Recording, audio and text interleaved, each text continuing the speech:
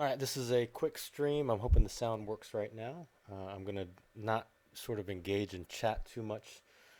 This is just a quick video that I wanted to produce because so many people, pretty much every single day, ask me either within the apps, the Tops apps, or within my Twitter feed, what a card is worth.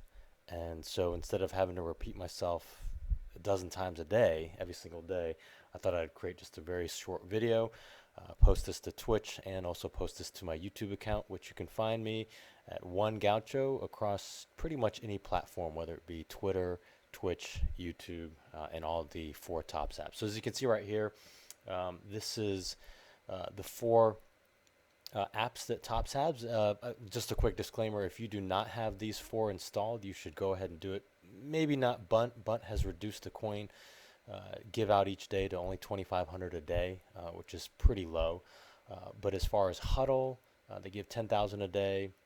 Kick gives 10,000 a day, and Star Wars gives 25,000 a day. So in a given month, that's almost $100 worth of coins just for logging in once a day. So it makes sense to do it. A lot of people cross trade now, so it makes sense to have all the apps installed. It's just part of the game. I know it annoys some people, but it's the way to get free cards that you can trade for stuff that you want on the other apps.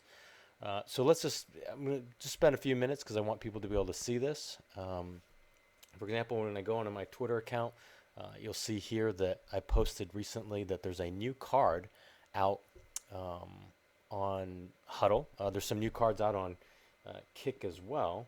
If you guys own a Kick, there's a new on form for Lukaku. And so oftentimes on my feed in Twitter, as you can almost see here, I got some questions about where it'll be, and that second one down, what is it worth? So a lot of times for cards that I see or that I post, for example, this one here, people wanted to know what will this card be worth? And so sometimes you don't know because people haven't posted it. eBay is the place I usually go check for at least a guideline, and it's a place where you can at least get some baseline. It's not the Bible per se, but it's at least you'll know, okay, what's somebody willing to pay for that particular card. Now, obviously, you can't talk about payment within the apps, but outside of the apps, it's not against the terms of service. So you can, as you can see, it's prevalent all over eBay. So for this particular case,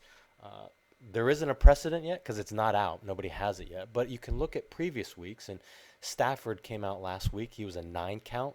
So you can at least take yourself over to eBay. You can search for Topps Huddle Stafford, and you can see that, for example, there's a card there that's selling for $11.95 US. Now, just because something's posted for that amount doesn't mean that's what it's worth. So oftentimes what I'll try to do is look at the completed items, and you'll see that the non-variant has been selling for about 11 or 12 or $13 or so, which is about the cost of an BPL on form these days. And you can just check eBay for that amount for not all on forms are worth the same thing. So that's a very short way to figure out, quote unquote, the value. Again, it's just a baseline.